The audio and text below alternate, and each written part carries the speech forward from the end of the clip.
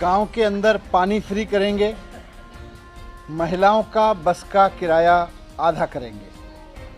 ये हिमाचल प्रदेश की सरकार ने, उनके माननीय मुख्यमंत्री जी ने अभी घोषणा की है।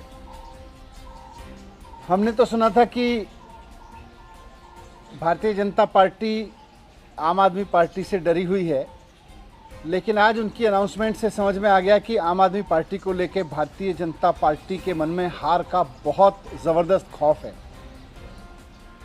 पूरे देश में भारतीय जनता पार्टी की, उनके दोस्तों की 18 सरकारें हैं।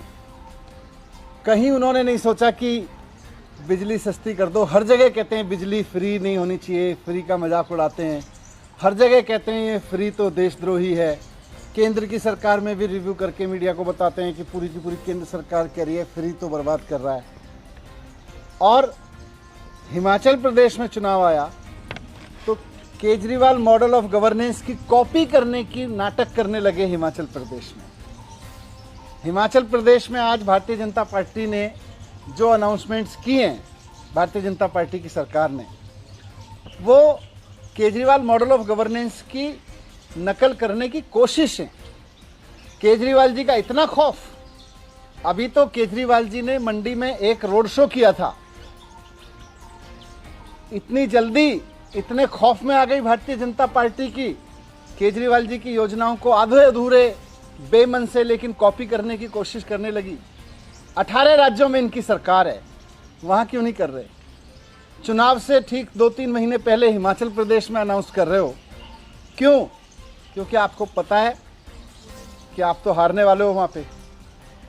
आपको पता है, और जनता भी ये बात जानती है। जनता भी ये बात जानती है कि भारतीय जनता पार्टी की अनाउंसमेंट्स का कोई मतलब नहीं है। बीजेपी बिल्कुल सस्ती बिजली देने के खिलाफ पार्टी है। तो ये तो अगर चुनाव जीत गए दोबारा तो तुरंत वापस ले लेंगे इन सबको। इनकी कोई मंशा नहीं होती ये सब करने की, ये केवल चुनाव की घोषणाओं के तहत इन्होंने किया है।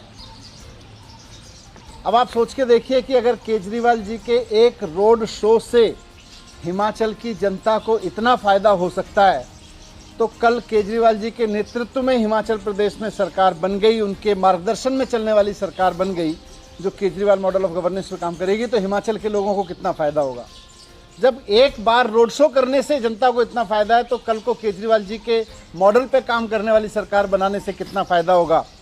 ये बात हिमाचल के लोगों को भी मैं रिक्वेस्ट करूंगा कि एक बार समझें, और साथ साथ ये भी समझें कि बीजेपी की ये घोषणाएं दिखावा है, धोखा है। भारतीय जनता पार्टी पूरी तरह से भ्रष्ट पार्टी है। इसका कोई मतलब नहीं है जनता को कोई चीज़ सस्ते में देने का या जनता को महंगाई से बचाने का। वो जनता को किसी भी तरह की कोई सुविधा देने में भारतीय जनता पार्टी कभी यकीन नहीं रखती। ये तो केवल आम आदमी पार्टी का खौफ है कि भारतीय जनता पार्टी को आज मजबूर होना पड़ा है दिल्ली की तरह से कुछ योजनाएं कॉपी करके आधी अधूरी रूप में घोषित करने के लिए। इसीलिए आज इन्होंने चुनाव के डर से ये घोषणाएं हिमाचल प्रदेश में की हैं। सच्चाई ये है कि अगर दोबारा वहाँ पे भारतीय जनता पार्टी आ गई तो ये सारी योजनाएं वापस ले लेगी, क्योंकि पूरे देश में इनकी जहाँ जहाँ सरकारें हैं, इन्होंने बिजली महंगी की है, इन्होंने बसें यात्राएं महंगी की हैं, इन्होंने हर चीज़ महंगी की है। इन्होंने कभी भी इसमें यकीन ही नहीं किया कि जनता को सस्ते में ईमानदारी से चीज़ें दी जाएं। मैं हिमाचल प्रदेश की जनता को भी आज कहना चाहता हूं कि इनके झांसे में मत आना,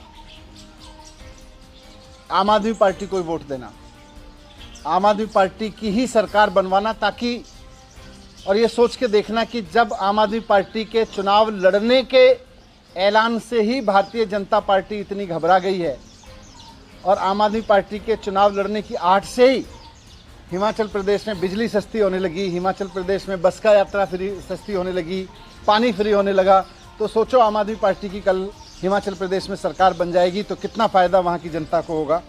मैं इसीलिए कहना चाहता हूँ कि सब मिलकर आम आदमी पार्टी को ही जिताना, इनके झांसे में मत आना। Thank you. स्कूल और जो दिल्ली के स्कूल या हॉस्पिटल है उसको लेकर भी वहाँ करें ना। हम तो चाहते ही हैं कि पूरे देश की राजनीति में स्कूल अस्पताल पे खूब बात होनी चाहिए और बहस होनी चाहिए कि किसके स्कूल अच्छे, किसके अस्पताल अच्छे। इसी से जनता को फायदा होगा। ये करते ही नहीं, भाग जाते हैं हमेशा चर्चा से इन सबसे।